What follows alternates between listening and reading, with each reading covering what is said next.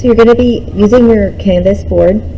Make sure you put your name on the back before you start painting. These are all going to look the same when you are painting them, when they're in the room. So you want to make sure that you can tell that it's yours. We're basing this painting off of the drawing that's posted on Google Classroom. So you can look at that on your Chromebook or you can look at it on your phone. But we're basically trying to follow the forms and the values in that painting. The first thing you want to do is you want to draw your horizon line.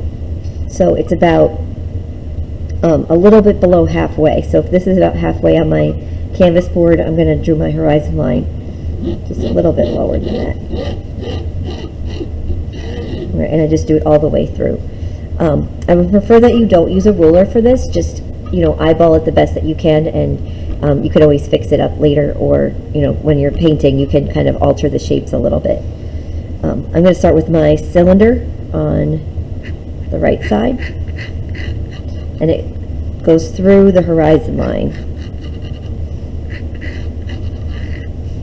And then it has a slight curve at the top to show that it's a rounded object, and then a slight curve at the bottom also to show it's a rounded object. And you can kind of straighten this out.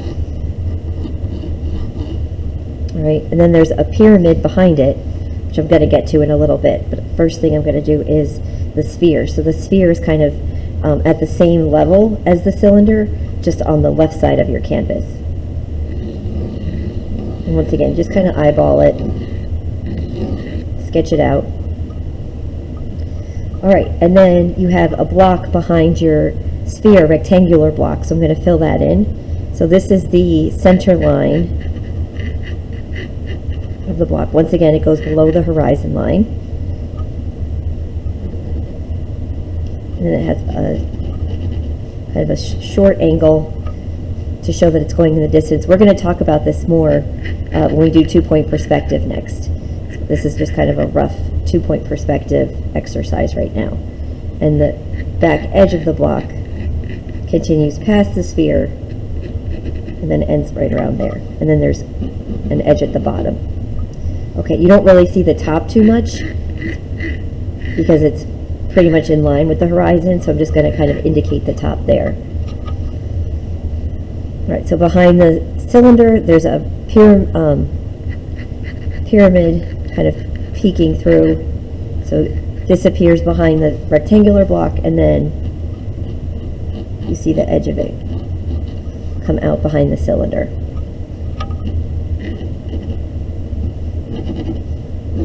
And if you're looking at the photograph, this is going to make sense. And then last but not least, you have a square block, a cube, sitting on top of the rectangle. So once I'm going to start with my center line. This is pretty straight. And this is actually going to go down ever so slightly. This is kind of a downward angle. This is also a downward angle, the one that's in the back. And these are going to meet up. So this is really where my cube is, right here. All right, and there'll be a shadow kind of underneath here between that's on the rectangular cube, that the square cube is casting, and it's behind the sphere. And like I said, if you're looking at the image online, this will make a lot more sense. All right, so this is pretty much what you need to draw, and then on the next day we'll start to kind of mix our grays and white and black to get the values that you need for this painting.